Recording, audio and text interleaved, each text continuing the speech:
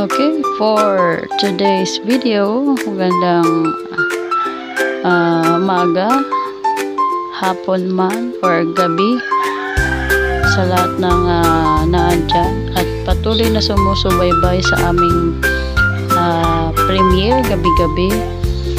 Binabati ko po kayo ng isang magandang araw.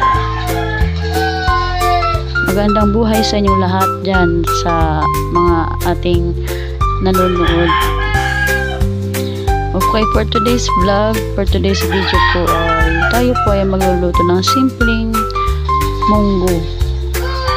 Dahil sinasabi nga munggo, Friday is munggo day. Kaya ito ang aming naisipang ulam. Yung aming nabili kahapon na buto-buto, nagtabi kami ng medyo may laman para sa munggo ngayon.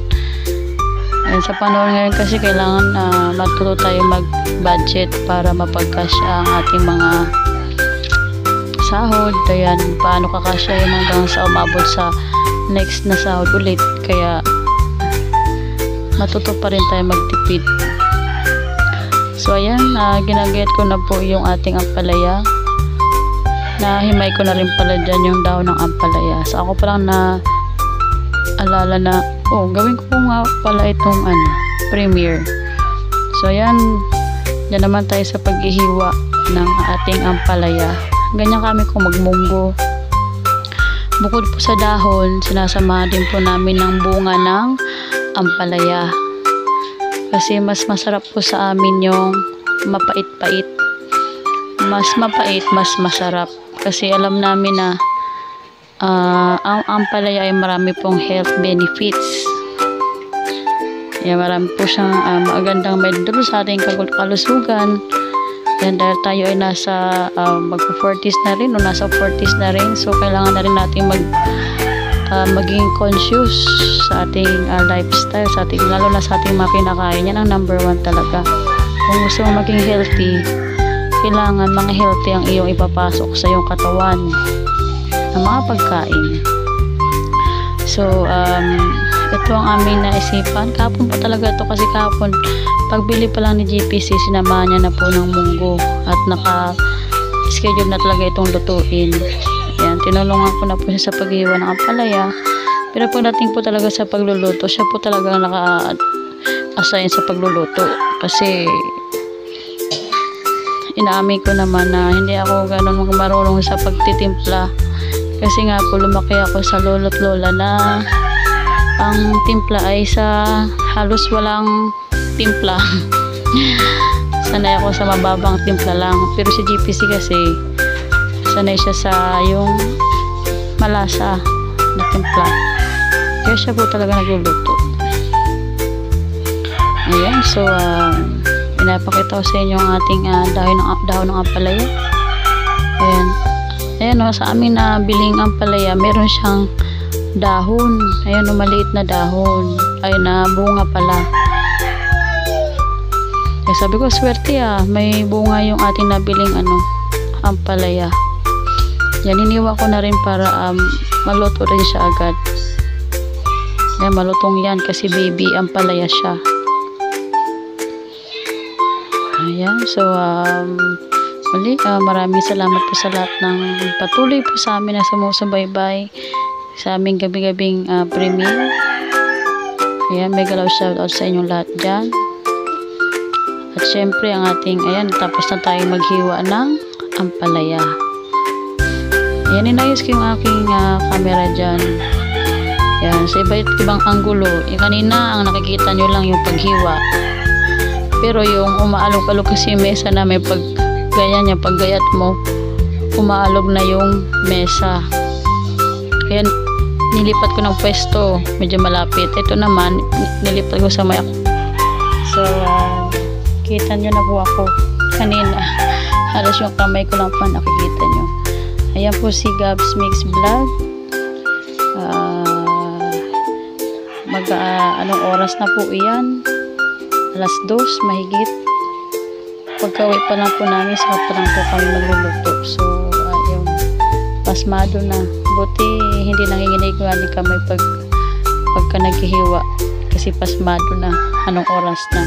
Pero ganun talaga, kailangan po natin magtiyaga kasi yan, masarap naman yung ating uulamin na munggo. Ayan. Si GPC pala, akala ko nga ay igigisa niya pa yung yung karne. Pagkatapos niya pakulan, nakala ko igigisa niya pa. Ngayon pala ay hindi niya na po igigisa, isasama niya na po doon sa pagpakulo lahat na ng mga sangkap. Hindi na po napakita kung paano. Pero yun, akala ko magigisa pa siya kasi pinapakulan niya pa lang yung munggo. So ayan, ginayat ko na yung bawang at sibuyas, ang aromatics natin. Ayan, parang siya ay magluluto na lang, hindi na siya yung maghihiwa. Ayan ang ating maitutulong kasi nga wala tayong talent sa pagluluto ay tayo naman ay may kanya-kanyang talent sa buhay, diba? So ayan, kung siya ang mas masarap magtimpla, di siya yung entitled para magluto. Tayo sa magprito-prito na lang, yung mga simpleng gisa-gisa lang. Sa spaghetti, marunong pa ako mag-spaghetti. Sa paggugulay naman ng mga ako yung mas masarap magulay kasi mas marunong pa ako sa ng gata. Ayan, flex ko rin po sa inyo ang ating saging na saba. Ayan, nagsihinugan na po yung nasa tuktok. Kita nyo naman. Ayan, pangarap ko yan Sabi ko, makita ko man lang may makita ako nakalambitin dyan na na saging. Kaya sabi ko talaga, kahit anong hirap, pinilit po namin maiangat yan. Ang bigat-bigat po niya, nirap-nirap si GPC. Siguro nasa around 40 kilos daw yan. Ayan, nagkuha po ako para sa aming merienda kasi nga hinok na. Ilalaga ko lang. Masarap din po nga pala sana to. Ituron o banana cue. Pero ayan, ilalaga lang po natin para sausaw po sa sa bagong isda. Ayan, so niready ko na kasi pagkatapos mailuto yung munggo, isusunod ko na yung ating saging na saba. Ayan, kumukulo na ang ating munggo. Nailaho ko na rin po yung ating bunga ng ampalaya. Yan ang magpapasarap dyan sa ating munggo. Yan, masarap ang ampalaya sa munggo kasi yun ang nagbibigay ng yung pait. Yung mga taong ayaw sa mapait, pero kami kasi yan, yung pait kasi ng ampalaya masarap yan, di ba sabi nga nila, huwag mo raw gaanong gagalawin yung ampalaya para hindi masyadong pumait. Kaya ganun lang. Ayun. Ayan, sunod na rin natin ilagay yung dahon naman ng ampalaya. Tapos konting na lang yan, mikos-mikos. Ayan, biglang sumigaw si GPC. Ayan. Naamoy niya na yung aking pinapakulo ang saba. Natutong na daw. Kaya tayo ay napahinto para patayin yung kalan. At balik tayo syempre sa ating voice over. Ganun talaga, multitasking tayo. Dapat marunong tayo sa pagmamultitask. So, eto, kunting halo-halo. Ito yan, handa na yung ating ulam for today's lunch na anong oras na, pero worth it naman yung pag-aantay natin. So ayan na, plating na tayo. Ayan, ilalagay na po natin sa ating may umagang mangkok. Ayan, so ayan ang ating masarap na ampalaya ala GPC. Ayun. Yun na yung pampasarap din, yung buto-buto. Kasi nga, yung buto-buto po ng karne, may yan may linamnam yan na sa ating sabaw. Ayan. So, ayan.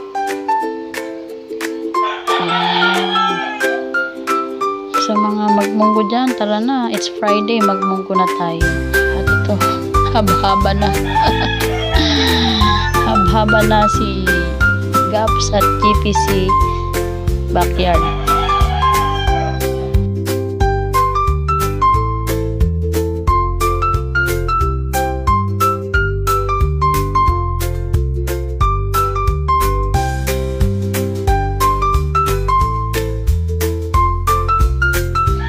So ayan, samahan niyo po kami sa aming munting salo-salo.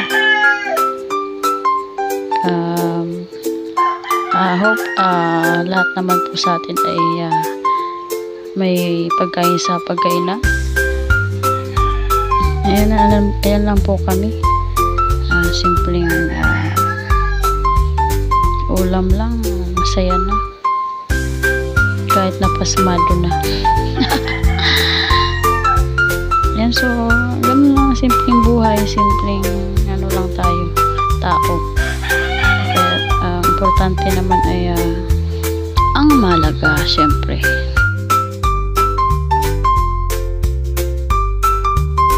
Yan na, ang pinaka-highlight, yung pagsubo ng pinap-forward, napaso si GPC, sobrang init ng ating ulam. Ayan, kinakwento ko na dyan yun eh. Yung pinas-forward ng uso. Sir Dennis. So, ayun po. Ang kuha ng ating camera ang kaganapan sa aming munting salo-salo. Ayan, so I hope po kayo ay mayroon din mga pagkain sa inyong pagkain na dyan. So, maraming salamat sa inyong lahat. Thank you so much.